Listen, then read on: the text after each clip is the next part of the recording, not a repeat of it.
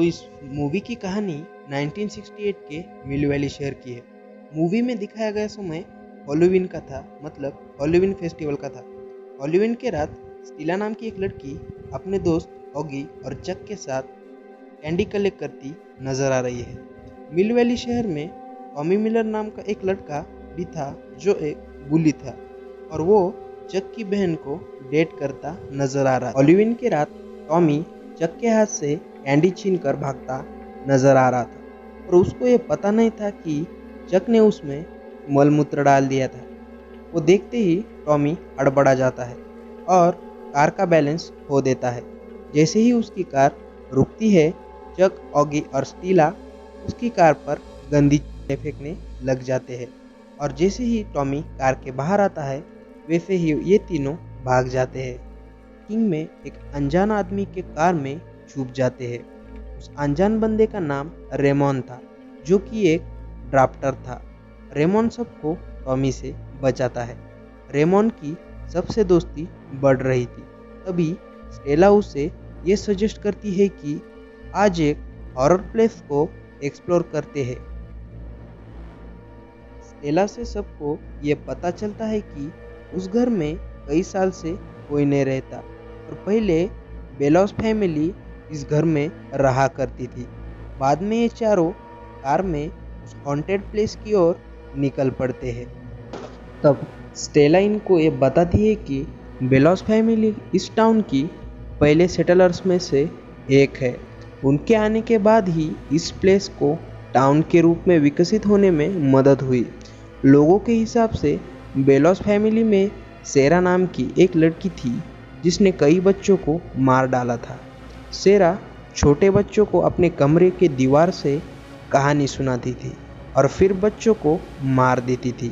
फिर ये चार बच्चे सोचते हैं कि अब हमें घर से बाहर निकल जाना चाहिए, पर उसी वक्त वहाँ टॉमी आ जाता है और वो उनको उस लड़की के कमरे में लॉक कर देता है। अब इस घर में लॉक हुए बच्चों को एक काला साया नजर आता है और वो उनको अनलॉक कर देता है और ये बच्चे घर के बाहर निकल जाते हैं। ये बच्चे तुरंत बाहर आते हैं पर टॉमी ने उनकी कार लॉक कर दी होती है। स्टेला रेमोन को अपने घर ले जाती है और वहाँ स्केरी स्टोरी वाली बुक पढ़ना शुरू कर देती है। बेलॉस हाउस से बाहर आने के बाद स्टेला रेमोन को अपने घर ले जाती है क्योंकि टॉमी ने उसकी कार लॉक कर दी थी। घर जाते ही स्टेला स्कैरी स्टोरी वाली बुक पढ़ना शुरू कर देती है जो कि उसने उस घर से उठाई थी। इसमें से कुछ पन्ने खाली रहते हैं।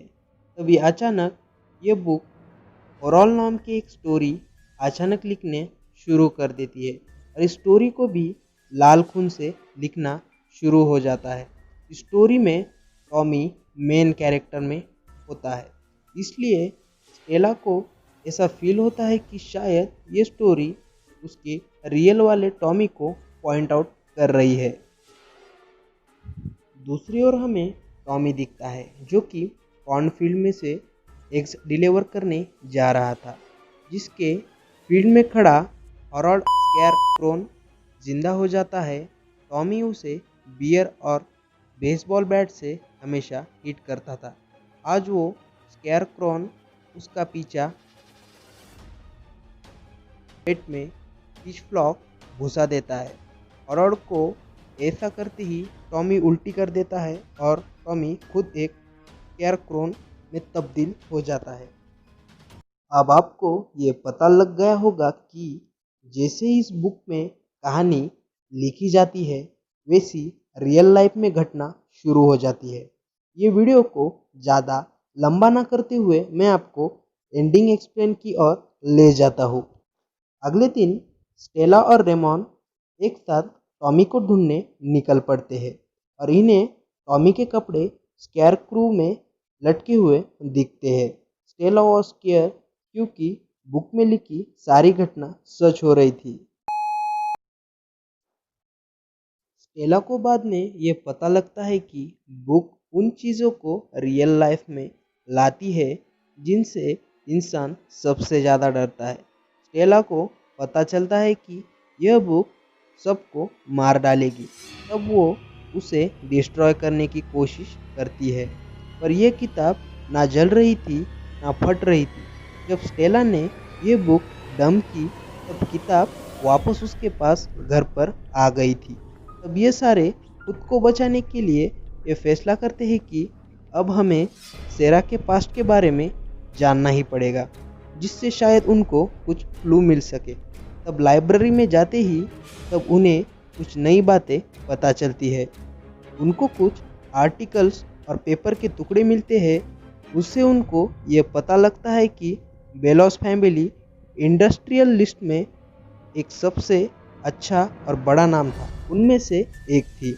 और अचानक इस घर के लोग एक एक करके गायब होने लगे थे और इनके पीछे सेरा का ही हाथ बताया जा रहा था। इसके बाद स्टेला को उस न्यूज़पेपर से कुछ क्लू मिलता है। तभी वो हॉस्पिटल को विजिट करती है जहाँ सेरा का इलाज चल रहा था। वहाँ स्टेला को एक ऑडियो रिकॉर्डर मिलता है। जैसे उसको वो प्ले करती है वैसे ही सेरा की भाई की आवाज़ उसको सुनाई देती है।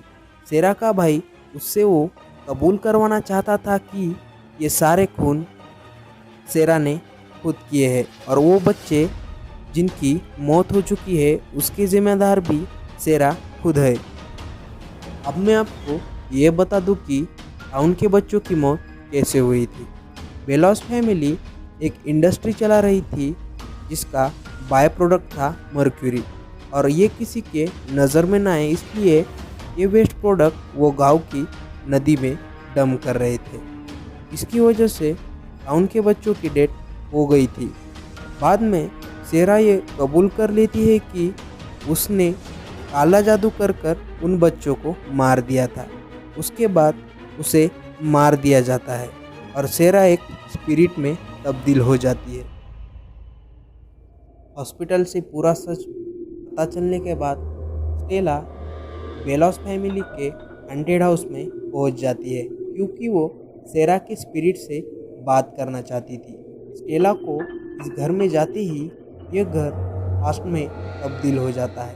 अब बुक में ये कहानी मतलब द हॉन्टेड हाउस ये कहानी लिखनी शुरू हो जाती है, जिसकी मेन कैरेक्टर स्टेला खुद होती है। तब वो सेरा की स्पिरिट से ये कहती है कि मुझे तुम्हारी सारी कहानी पता चल गई है और वो पूरी दुनिया को ये कहानी बताएगी।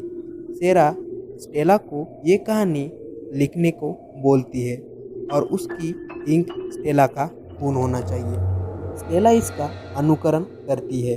इसे करते ही सेरा गायब हो जाती है, मतलब उसको मुक्ति मिल जाती है।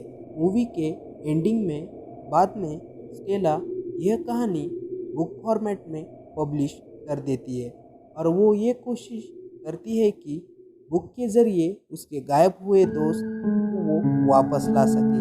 इसका पार्ट सेकंड भी शायद आएगा जिसमें स्टेला अपने दोस्तों को वापस लाने की कोशिश करेगी। ऐसे वीडियोस मैं लाता रहता हूँ, इसलिए चैनल को लाइक, शेयर और सब्सक्राइब करना मत भूलें।